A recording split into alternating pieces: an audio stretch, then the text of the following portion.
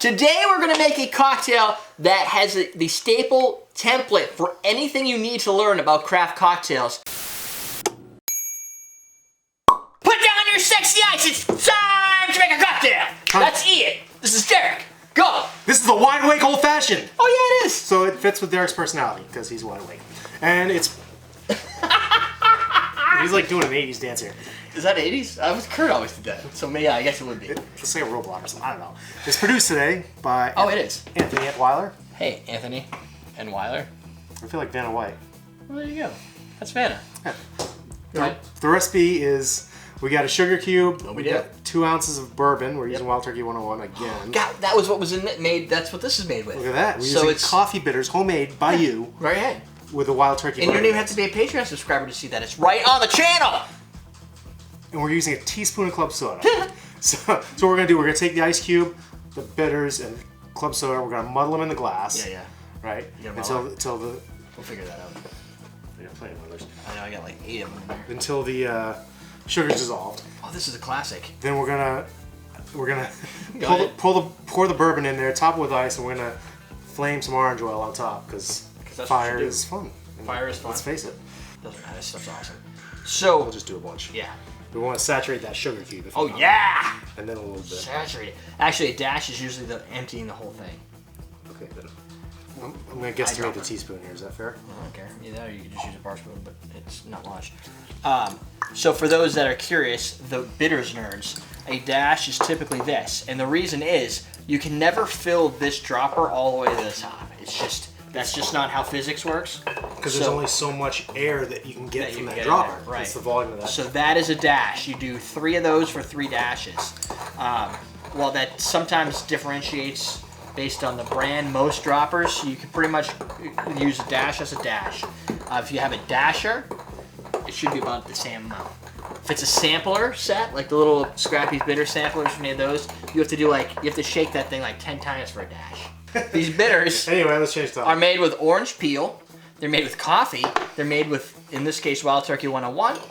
Nice. Oh, it doesn't fit. Oh, you know what would make it wicked calm, man? If you push it down so hard, it's shattered. I'm gonna let the pressure. You could do that. Do its. You think the pressure's gonna be that easy? How does that work? Physics and pressure and all that. Pressure? You apply. See how it's going in there? Yeah, but the knife's going in also. Because that's also pressure. Because it's also pressure. Yeah. So we can do this. And now you're adding heat. Science! So that is the key ingredients for this. You also need, if you want to make this at home and you don't want to look at my recipe right now, obviously you could wait till after, you could go to Mountain Rose Herbs. It's all the links inside of the bitters. And you could pick up what did I use for this? I used cherry bark for this one. This is a cherry bark, which is the same bittering agent used for cherry bark vanilla bitters from our friends over at Bitter Cube. Oh, nice! Did you burn yourself? Just a little bit. It's okay though. Yeah, it's always fun though. This looks. Look it. Okay. If there's any argument right now for clear ice, that's the argument. It looks like the orange is just floating right there. And it just fits so well in there. It accents the orange by not distracting with the white. If it was just a big white box, you'd be like, oh, it's just a cocktail. Now it's a piece of art. I'm gonna try it. Then lay them out. And you want to make you were talking about mountain herb. You want to eventually make creme de cacao too, don't you? Creme de cacao. Yeah, I gotta buy more cacao nibs for that. Yeah. See, that's a tasty old fashioned right there. That's a strong drink, but done old fashioned is a strong drink. But when you bring in a rich oak flavor and you get the coffee, you get that like little coffee kick. It tastes. It's so subtle amount of. Well, it's not really that subtle amount of coffee. You can get the coffee, but it's not like adding coffee into the drink. No. It's almost like a dark roast essence. It's present there. It's but cool it's that not. The base is the same that we're using. I mean, It just blends in and leaves the coffee. Well. It's got the orange, which is very muted in the bitter. So I highly suggest you take this video as your template. If you say, I would love to be able to be a cool craft bartender, even if it's just as a hobby or an enthusiast thing, everything that this video represents is what you need to do. Make your own bitters, use a real good product, and create your clear ice and create some pretty badass zesty. That's weird. I like it. Yeah. I don't even know how you did that. I'm inventing garnishes as we go. That's a dude. You can invent your own drink with that thing.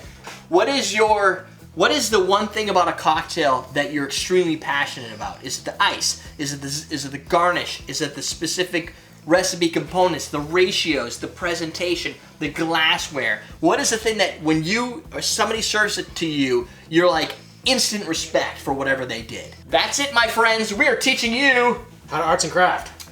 how to arts and craft. So let's do that. I'll just add everything in here and we'll go.